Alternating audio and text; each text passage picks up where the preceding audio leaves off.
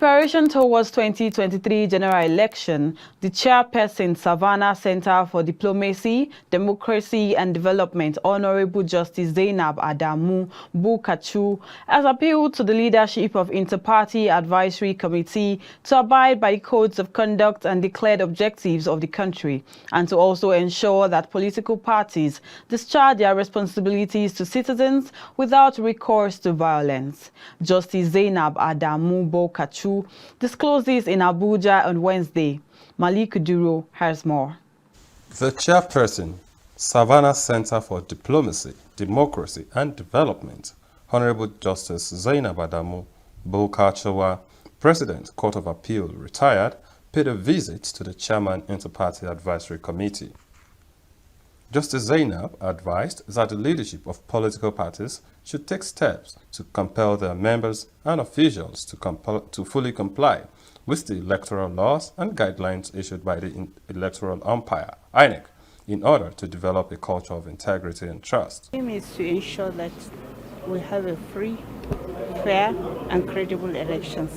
So that's why we're engaging all the stakeholders, the political parties, the party leadership, the organizations, whoever is a stakeholder in an election.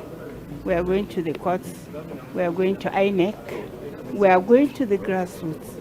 That's what we want to preach to the people. Ensure that Nigeria as an entity continues in a united way. Constitution, they have their codes of conduct on how they should conduct their elections, on how they would do their primaries, on whatever. Let them do that. If they do that, I think we are going to have a successful 2023 elections.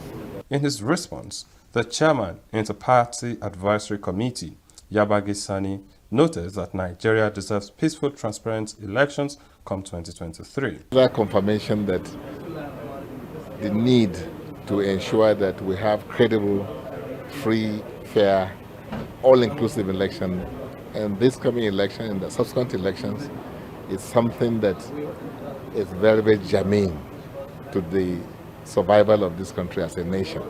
That's why you see men and women of this caliber,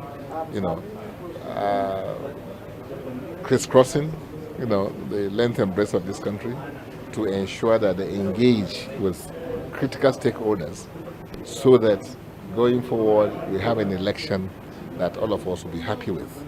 So I think that coming today to us is a great achievement in ensuring that this country stands up amongst the Committee of Nations. While lending his voice, Ambassador Sani Bala said it is the responsibility of the Advisory Council to ensure that the political campaigns by political parties are devoid of rancor, hate speech, inflammatory and unguided utterances that is capable of instigating violence. I hope for is peaceful, credible, transparent and fair elections, where people will go and vote leaders of their choice, freely, fairly, and with their conscience in their hands.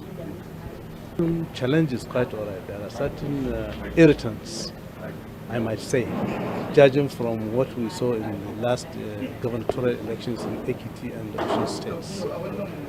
Principally the issue of vote buying. Very brazen, very open, clear. It was reported by you that votes were being bought freely, like buying tomatoes in the market. This is very, very dangerous development.